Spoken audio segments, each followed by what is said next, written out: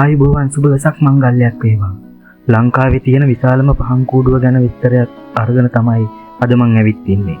මේ පහන් කූඩුව විශාලම පහන් කූඩුව වගේම මීට වඩා දර්ශනීය පහන් කූඩුවක් වෙන නම් කොහෙවත් ඇති කියලා හිතන්න නම් අමාරුයි. ඒ තරම්ම හරිම සුන්දර පහන් කූඩුවක් මේක. ඉහළ මිල්ලතේ යූත් ගිල් ක්‍රීඩා සමාජයේ 10 වෙනි වටටත් නිර්මාණය කරන මේ පහන් කූඩුව නරඹන්න අති විශාල ජනකායක් ඇදීගෙන එනවා.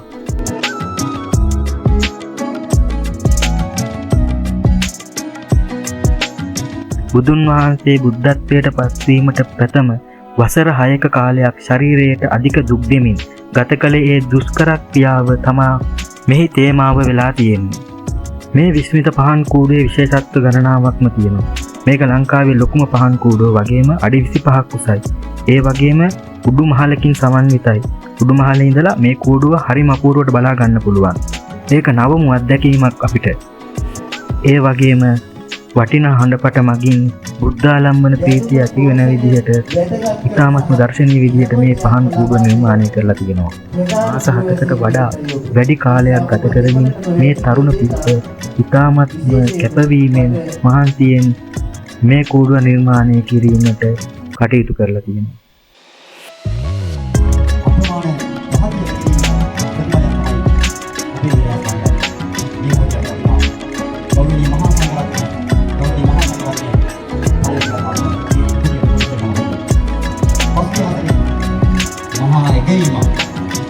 ඔය දැස්වලින් අපි දකින්නේ මහා එකයි. ඔබ මුලින්ම කිව්වත් මේ තරුණ ප්‍රජාවට මහා වටිනාකමක් දීලා හමාරයි. මේ හිරිමිතේ මේ අපේ තරුණයෝ මේ ගමේ අභිමානය සැලුනේ නැහැ බාධක අභියස. මාස 7ක මහා මෙහෙවර සත්‍ය සොයා ගිය මේ මහා මෙහෙවර අපි සූදානම් ඔබට දින 13ක් පුරා මේ විස්මිත නිර්මාණය ප්‍රදර්ශනය කිරීමට නියමිතයි.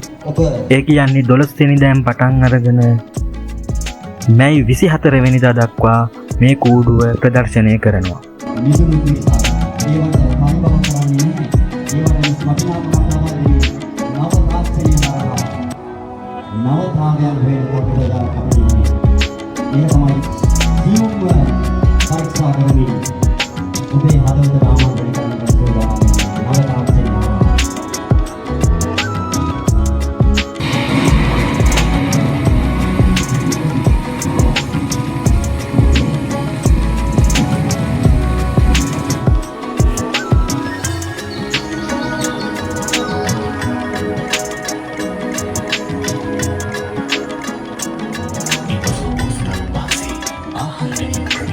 කොච්චර බලාගෙන හිටියත් මේ කූඩුව දිහා එපා වීමක් නම් වෙන්නෙම නැහැ.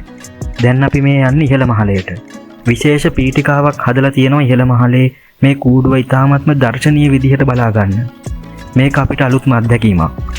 ඉතාමත්ම සමීපයට ගිහිල්ලා මේ පහන් කූඩුව නරඹන්න අපිට අවස්ථාව හදලා දීලා තියෙනවා මෙයාලා.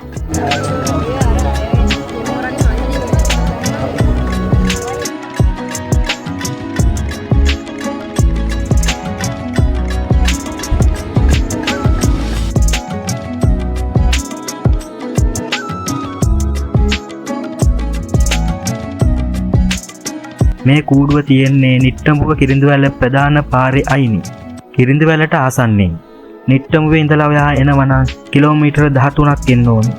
ඒ වගේම කිරිඳිවැල ඉඳලා එනවනම් කිලෝමීටර 3ක් එන්න ඕනේ. ඉහළ මිල්ලතේ ප්‍රදේශයේ තමයි මේ කූඩුව නිර්මාණය කරලා තියෙන්නේ.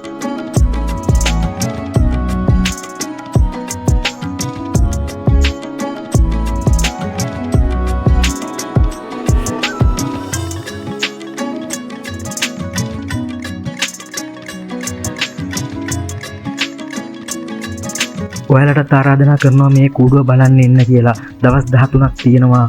ඔයාලටත් එන්න පුළුවන් මේ කූඩුව බලන්න. මේක බලන්න ඕනේ නිර්මාණයක්. ඒ වගේම මේ පහන් කූඩුව වගේම තවත් මේ වගේ පහන් කූඩු තියෙනවා නම් පහලින් කමෙන්ට් කරන්න. ඒ වගේම මේ වීඩියෝ එක තවත් අයට බලා ගන්න, ෂෙයා කරන්න, ලයික් කරන්න. තෙරුවන් සරණයි ඔයාලට.